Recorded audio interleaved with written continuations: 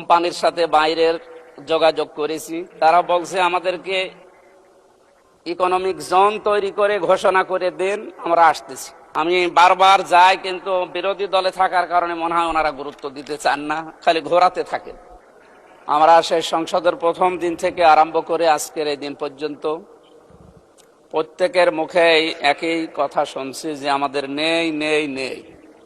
এই বিষয়টা সামনে যেন আর আমরা নিয়ে আসতে না হয়, এজন্য আমি কিছু প্রস্তাবনা এই মহান সংসদের মাধ্যমে যারা দায়িত্বে আছে তাদের দৃষ্টি আকর্ষণ করছি।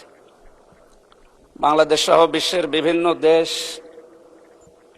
ভ্রমণ করার মাধ্যমে আমি যেগুলো পেয়েছি, বিশেষ করে মালয়েশিয়া, আমরা একটা তথ্য ওখানে জানি যে 20-22 বছর আগেও তারা আমাদের নিচে ছিল, তারা আজকে দাঁড়িয়ে গেছে বিশ্বের বুকে যে সমস্ত বিষয়গুলো সামনে নিয়ে আসার কারণে।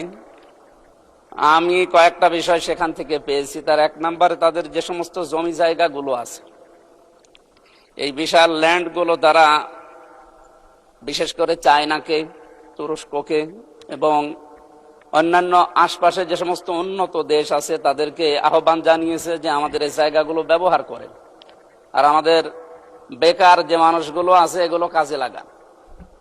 মাননীয় স্পিকার, আমরা যেহেতু সব সময় শুধু নেই নেই নেই এই ভাষায় অভ্যস্ত, এখানে যারা দায়িত্বশীল আছে, বিশেষ করে মন্ত্রী পরিষদের যারা আছে, তাদেরকে বলবো আমাদের স্ব আসনে এভাবে মানুষের কাছে শুধু আকাঙ্ক্ষা না জানিয়ে আমাদের নিজেদের আসনগুলোর যে জায়গাগুলো সরকারি বেসরকারি ভাবে পড়ে আছে, এই জায়গাগুলোকে যদি সরকার এখন কাজে লাগাতে না পারে, তাহলে বাইরের দেশগুলোকে আহ্বান জানাক। আমি অলরেডি এর ভেতরে এই 2 মাসের ভেতরে অনেকগুলো কোম্পানির সাথে বাইরের যোগাযোগ করেছি, তারা বলছে আমাদেরকে ইকোনমিক জোন তৈরি করে ঘোষণা করে দেন, আমরা আসতেছি। এসে এই জায়গাগুলোতে অন্তত আমার কুষ্টিয়া সদরের 3 আসনের যে জায়গা পড়ে আছে, আমার হরিপুর ইউনিয়নের একটা জায়গা পড়ে আছে, ওখানে প্রায় 1000 একর। কুষ্টিয়াতে একটা অনেক পুরাতন মিল পড়ে আছে, মোহিনী মিল, যেখানে 300 বিঘার উপরে জায়গা পড়ে আছে। এরপরে আরো বিভিন্ন জায়গা, সুগার মিলে ওখানে প্রায় 750 বিঘা জমি পড়ে আছে। এই জায়গাগুলোকে সরকার কাজে লাগাচ্ছে না, খালি কথার উপরে আমরা এই চলমান অবস্থায় আছি এই 2 মাস।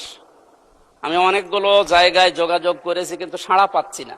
অথচ এলাকাতে যে সমস্ত বিষয়গুলো নিয়ে এখন তোলপাড়, এলাকায় যাওয়া যায় না। মাদকের যে সয়লাভগুলো, এরপরে বেকার সমস্যা,